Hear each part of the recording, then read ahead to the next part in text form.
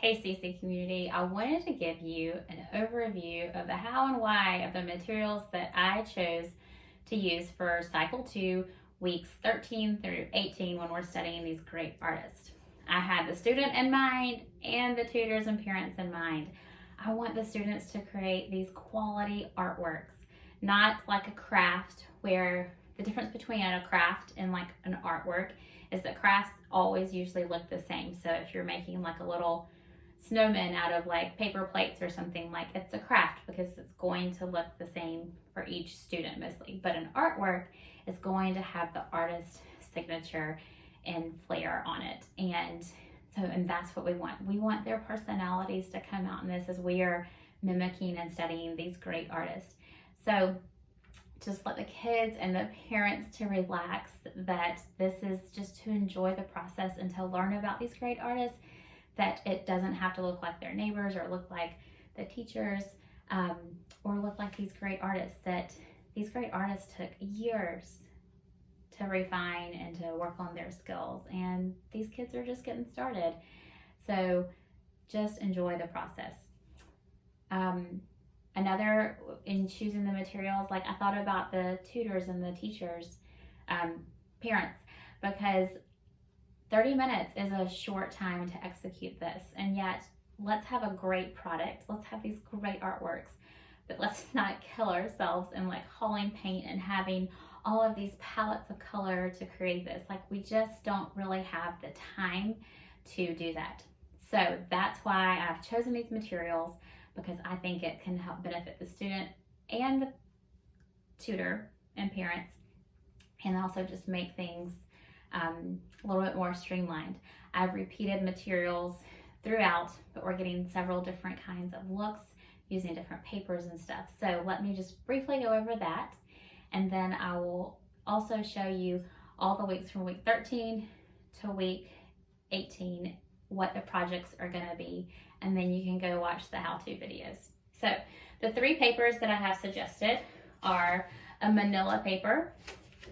This will be used for 3 weeks, and you can buy them in these large sheets. I'll put links to all of these that you can go and see. We're not using the large sheets, but you could if you wanted to, but to minimize costs and stuff. Half sheets, I even suggested on one of them to do like a landscape where we turn it like this. I bought this like 500 pack. I think I've been using it for like 4 years now, but I love Manila paper. It kind of gives this like old world feel, and when there's areas that don't get paint or pastel or whatever, then it's still just not the stark white staring back at you. You still have this nice creamy paper. So Manila paper for 3 weeks. 2 of the weeks we're using black construction paper, and then 1 of the weeks we're going to be using white cardstock. If you wanted to use watercolor paper, you can.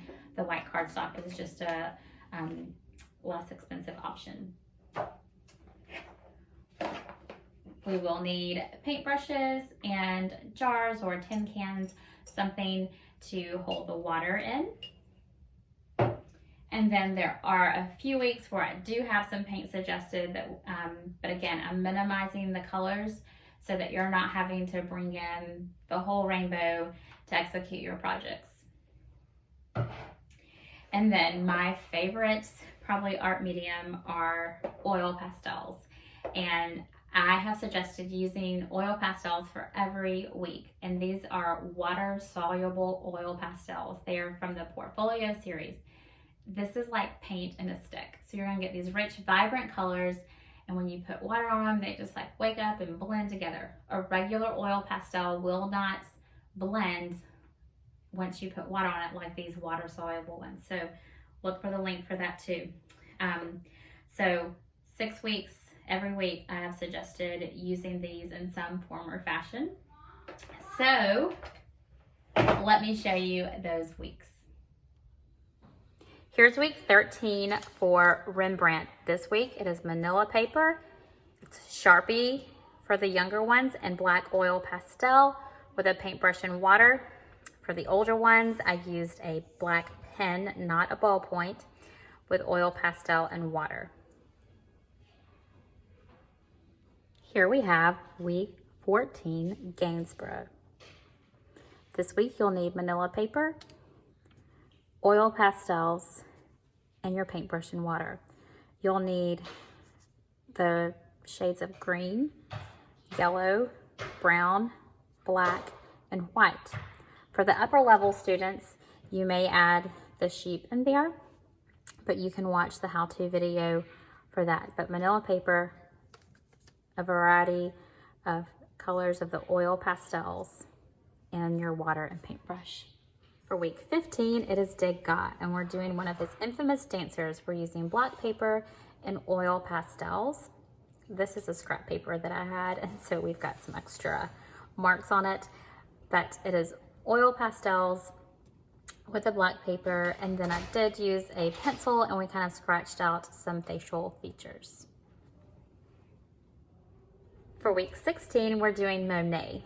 The younger students will be doing the infamous lily pads, and the older students will be doing the House of Parliament. We're using the water-soluble oil pastels and then a blue wash around it.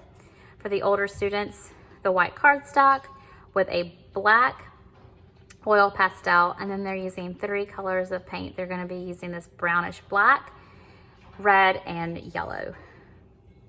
So you'll need brushes and jars for both of these. For week 17, it's Maura sets. This is a replica of her self-portraits, and so the students will draw the portrait. They can put their color hair and their hat, and I did a top hat for the boys.